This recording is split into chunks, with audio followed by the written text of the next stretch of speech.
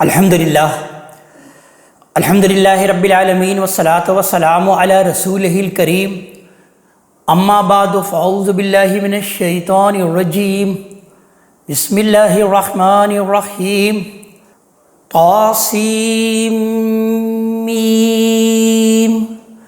تلک آیات الکتاب المبین رب اشرح لی صدری ویسر لی امری واحلل عقدۃ من لسانی یفقہوا قولی۔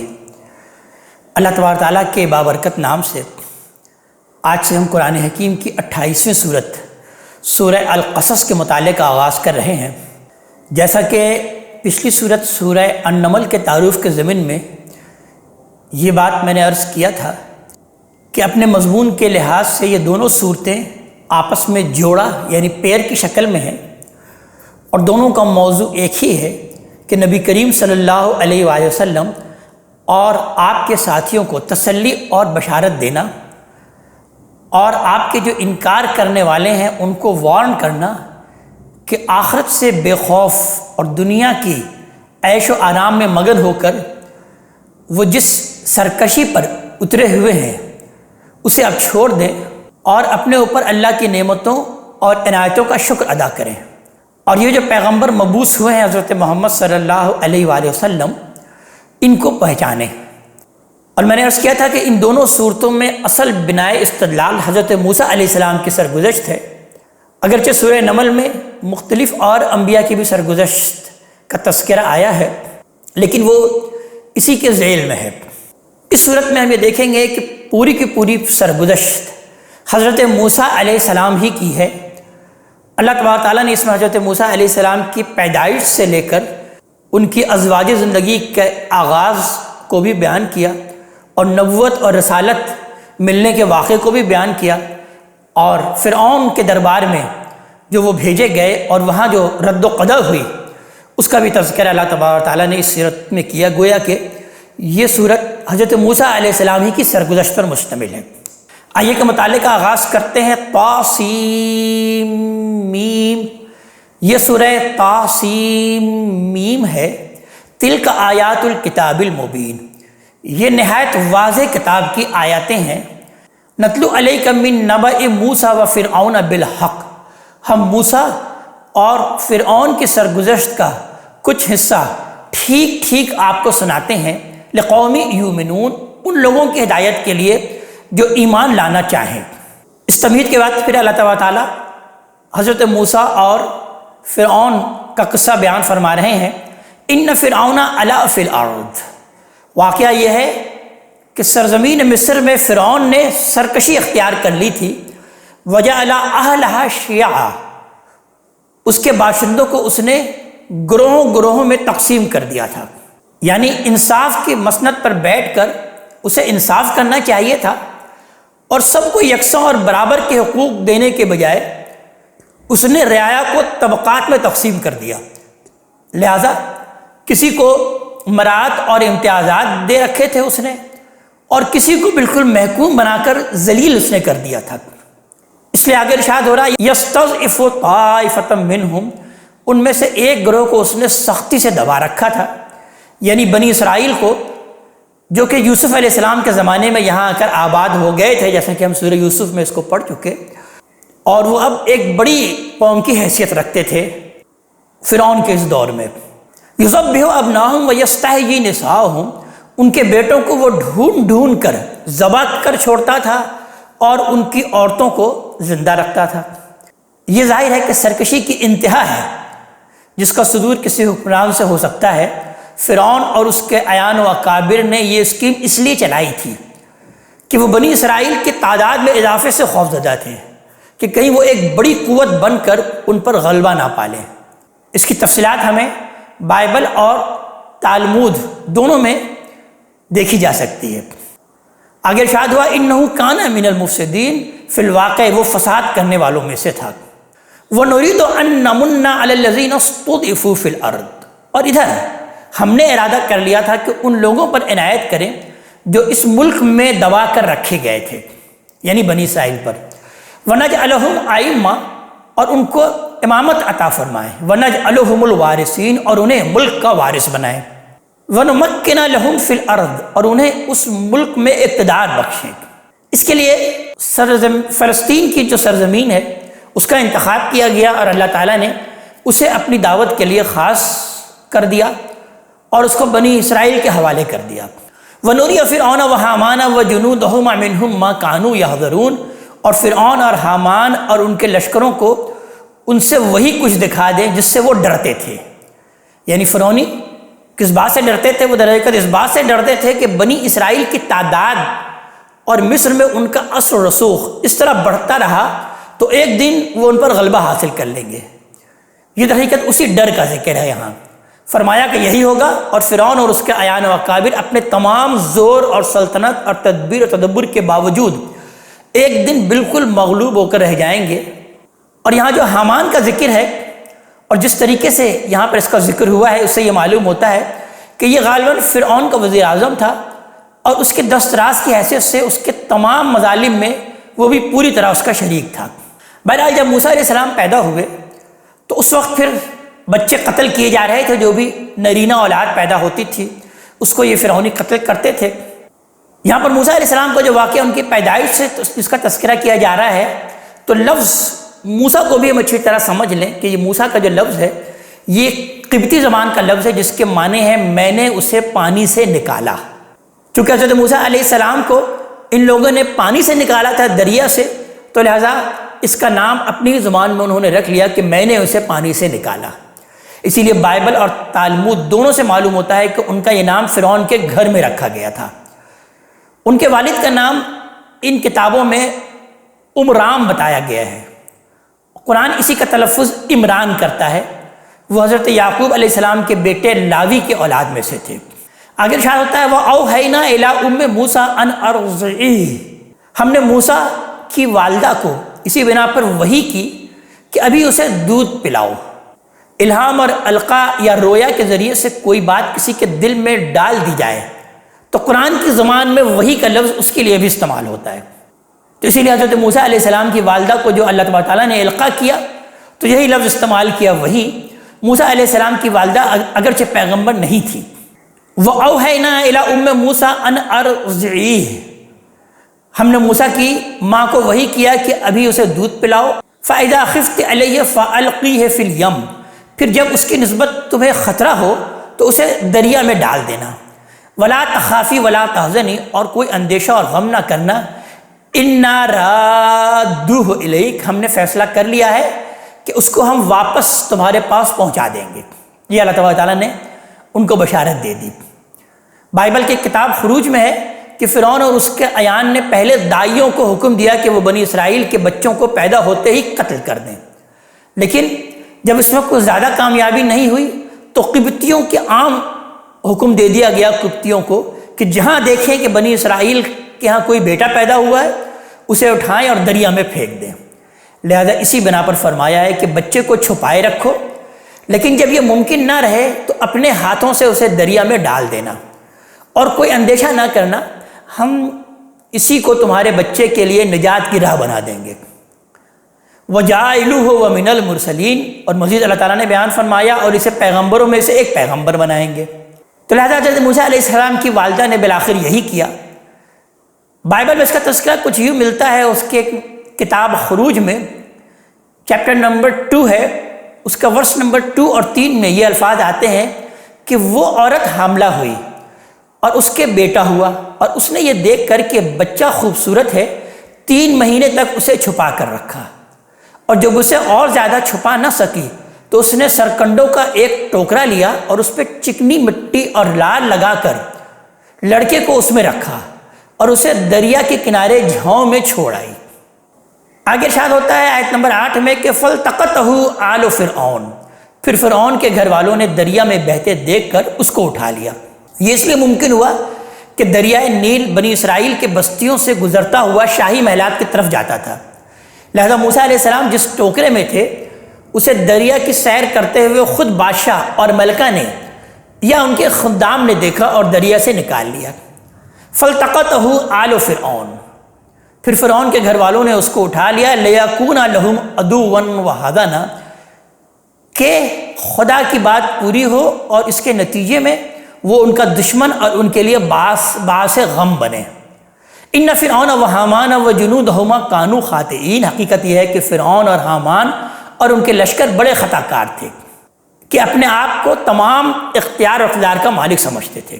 مطلب یہ ہے کہ انہوں نے سوچا ہی نہیں کہ کائنات کا اصل مالک اللہ تبارک تعالیٰ ہے، اور وہ اگر چاہے گا تو ان کے سب سے بڑے قامے کی پرورش انہی کے ہاتھوں کرا کے انہیں انہی کے انجام مقدر تک پہنچا دے گا، اور یہی ان کی بڑی غلطی تھی۔ وقالت امرأۃ فرعون، فرعون کی بیوی نے بچے کو دیکھا تو فرعون سے کہا قرۃ عین لی ولک، یہ تو میری اور تمہاری آنکھوں کی ٹھنڈک ہے، لا تقتلوہ، تم لوگ اسے قتل نہ کرو، عسیٰ ان ینفعنا، کیا عجب کہ یہ ہمیں نفع پہنچائے، اور نتخذہ ولدا، یا ہم اسے بیٹا ہی بنا لیں۔ فرعون کے یہاں غالباً کوئی نرینہ اولاد نہیں تھی، اور یہ ملکہ جیسا کہ سورہ تحریم میں اس کا ذکر ہے کہ نہایت نیک دل خاتون تھی۔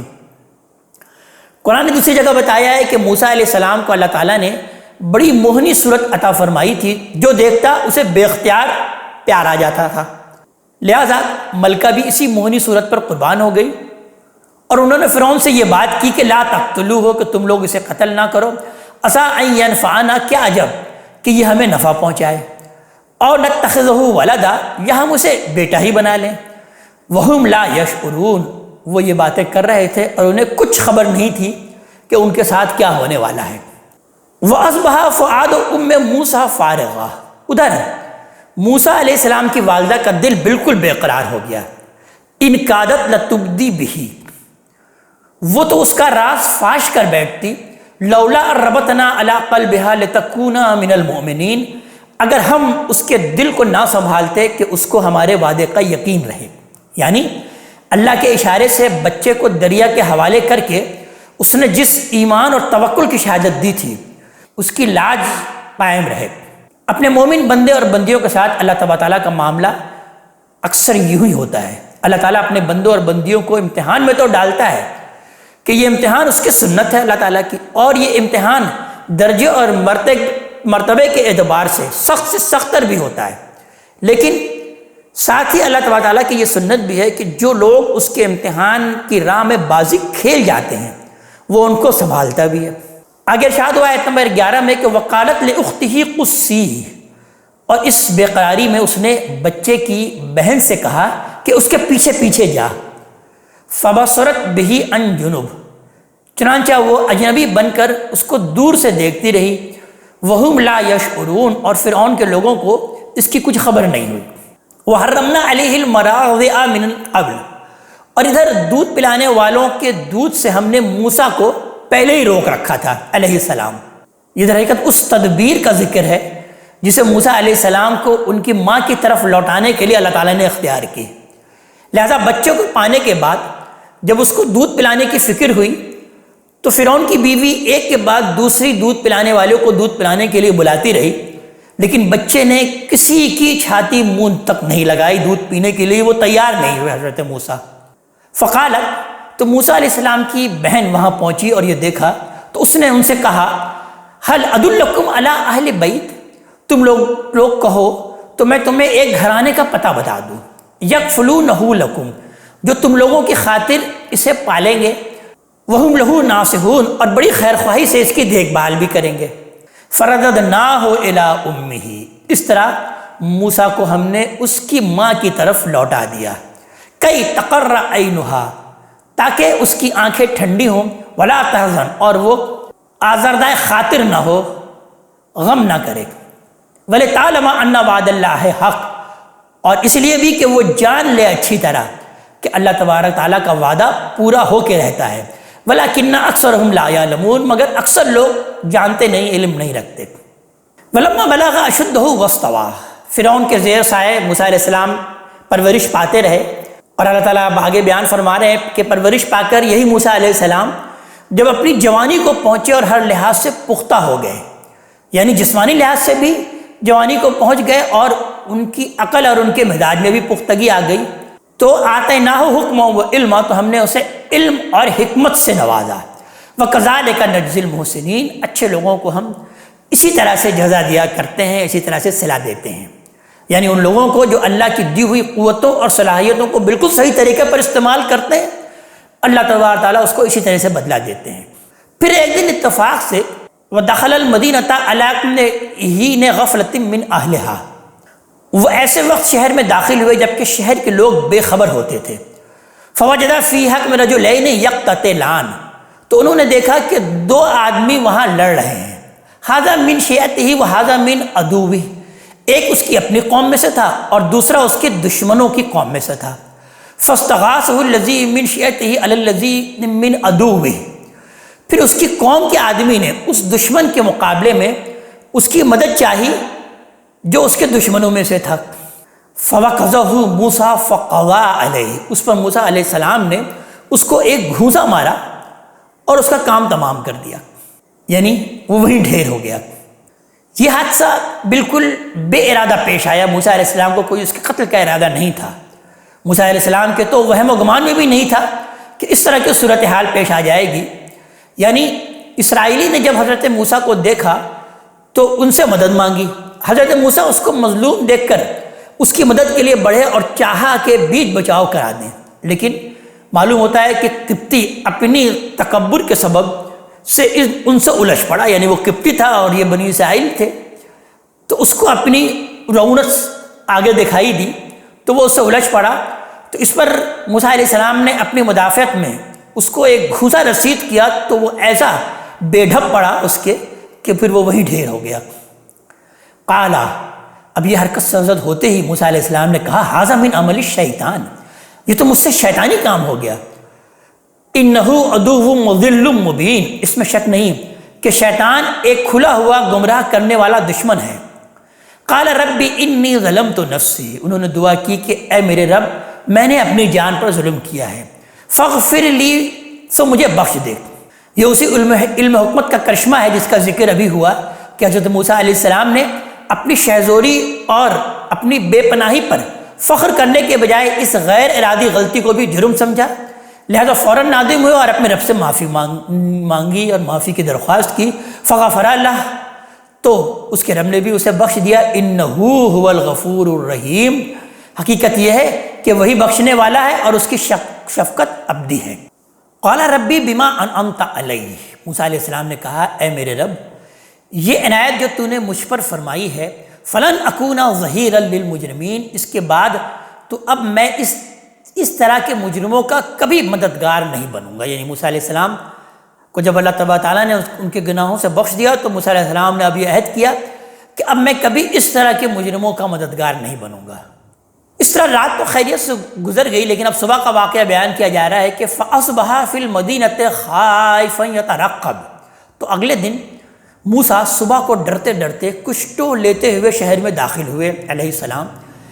الَّذِي اسْتَنصَرَهُ بِالْأَمْسِ يَسْتَصْرِخُهُ، پھر کیا دیکھتے ہیں کہ وہی جس نے کل اسے مدد کے لیے پکارا تھا آج پھر اسے پکار رہا ہے۔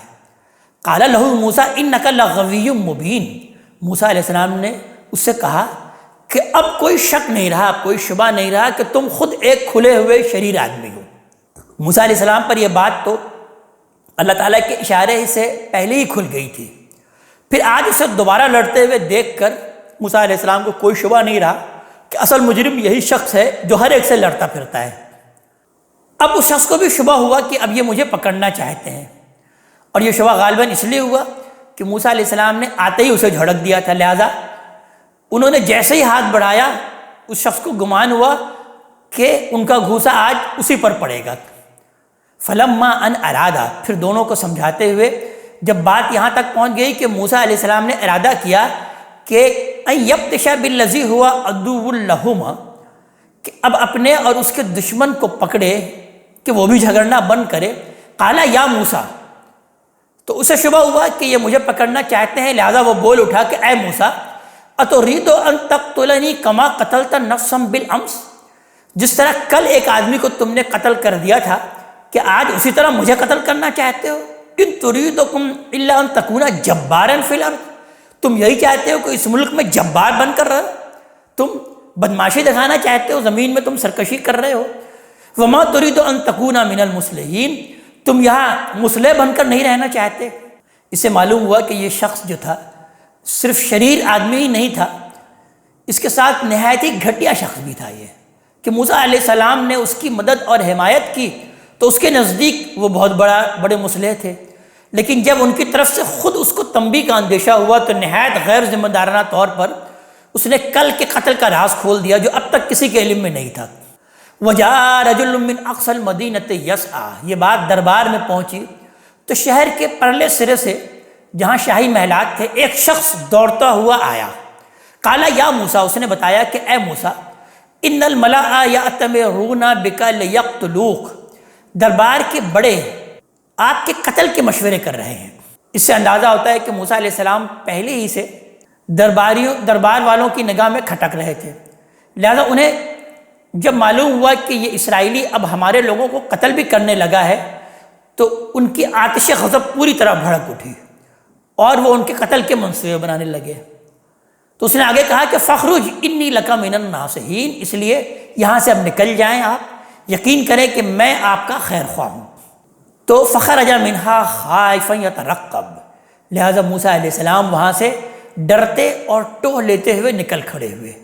قال رب نجنی من القوم الظالمین، اس وقت انہوں نے دعا کی کہ اے میرے رب مجھے ان ظالم لوگوں سے نجات عطا فرما۔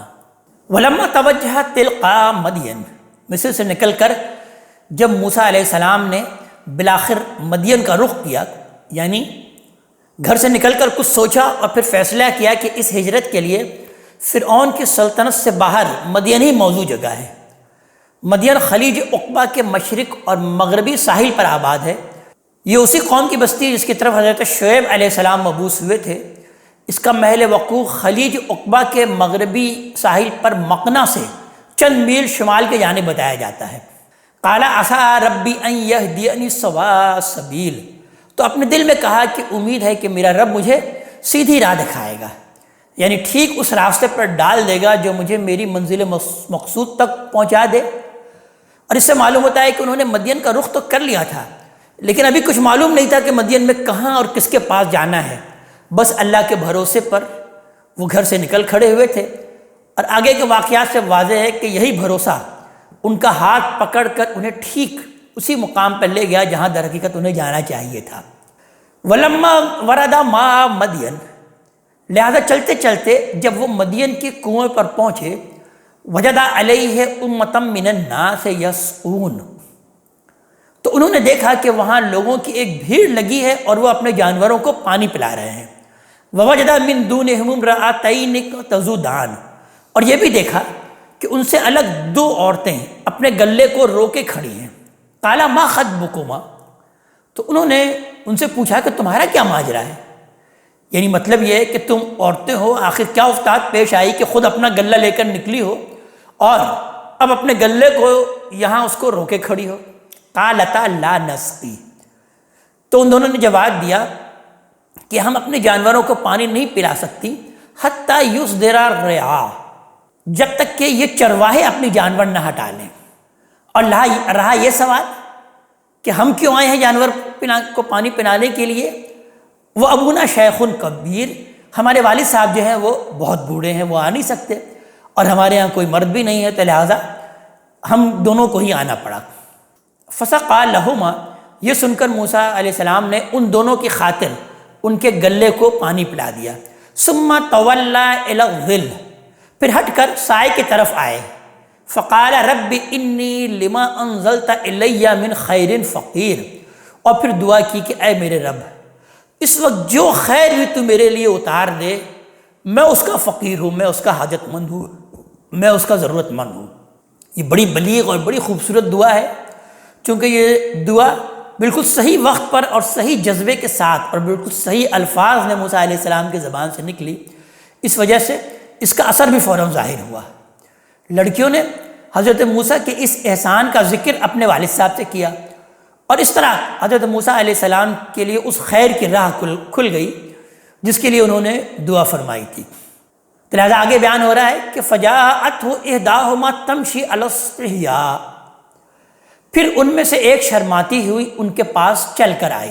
قالت ان ابی یدعوک، میرے والد صاحب آپ کو بلا رہے ہیں، لیجزیک اجر ما سقیت لنا، تاکہ ہمارے خاطر آپ نے جو پانی پلایا ہے اس کا اجر آپ کو دیں۔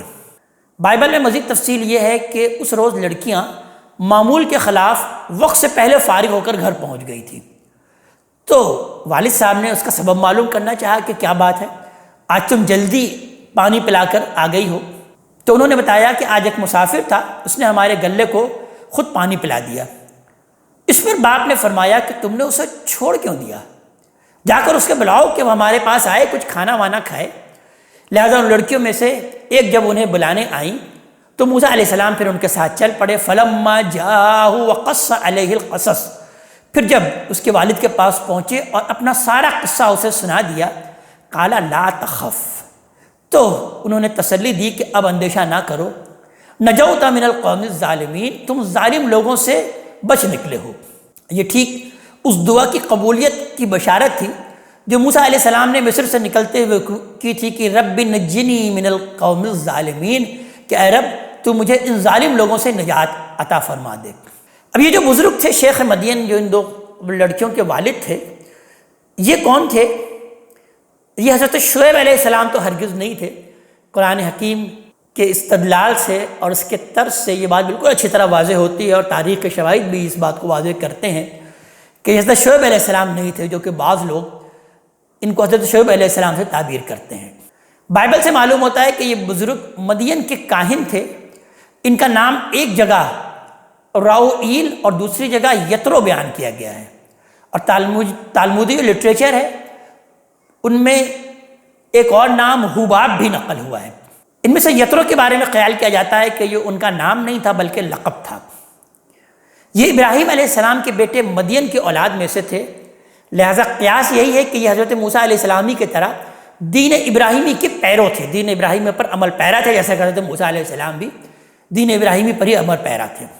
قالت احداہما، ان عورتوں میں سے ایک نے یہ سب دیکھا تو ایک موقع پر اپنے والد صاحب سے کہا، یا ابت استاجرہ، اے ابا جان اسے ملازم رکھ لیجئے، ان خیر من استاجرت القوی الامین، اس لیے کہ بہترین آدمی جسے آپ ملازم رکھیں وہی ہو سکتا ہے جو قوی بھی ہو، طاقتور بھی ہو اور امانت دار بھی ہو۔ یعنی ان لڑکیوں نے چونکہ دیکھ لیا تھا کہ یہ طاقتور بھی ہیں کہ ان کے گلے کو انہوں نے پانی بھی پلا لیا اور ان کی امانت کی بھی انہوں نے گواہی دی، اور قرینے سے یہ بھی معلوم ہوتا ہے کہ لڑکی کے والد غالباً پہلے ہی سے اپنے گھر اور جائیداد کی دیکھ بھال کے لیے کسی موضوع آدمی کے تلاش میں تھے۔ لہٰذا جب ان لڑکیوں نے سفارش کر دی اور سفارش کی وجہ بھی بیان کر دی، اور پھر ان کے والد صاحب نے نہ صرف یہ کہ اسے ملازم رکھا بلکہ اپنی ایک بیٹی سے نکاح کا بھی ارادہ کر لیا۔ آگے اس کا تذکرہ ہوتا ہے، قال انی ارید ان انکحک احدی ابنتی ہاتین، تو انہوں نے موسیٰ علیہ السلام سے کہا کہ میں چاہتا ہوں کہ اپنی ان دو بیٹیوں میں سے ایک کا نکاح تمہارے ساتھ کر دوں، الا ان تأجرنی ثمانیہ حجج، اس شرط پر کہ تم 8 سال میری ملازمت کرو، فإن اتممت عشرا فمن عندک، پھر اگر 10 سال ہی پورے کر دو تو یہ تمہاری مرضی ہے۔ وما اريد ان اشق علیک، میں تم پر کوئی مشقت نہیں ڈالنا چاہتا، یعنی تمہیں ایسی کسی بات کا پابند نہیں کرنا چاہتا جو تمہیں منظور نہ ہو، اس لیے تم اچھی طرح غور کر کے فیصلہ کر سکتے ہو۔ ستجدونی انشاءاللہ من الصالحین، اللہ نے چاہا تو آگے تم مجھے ایک بھلا آدمی پاؤ گے۔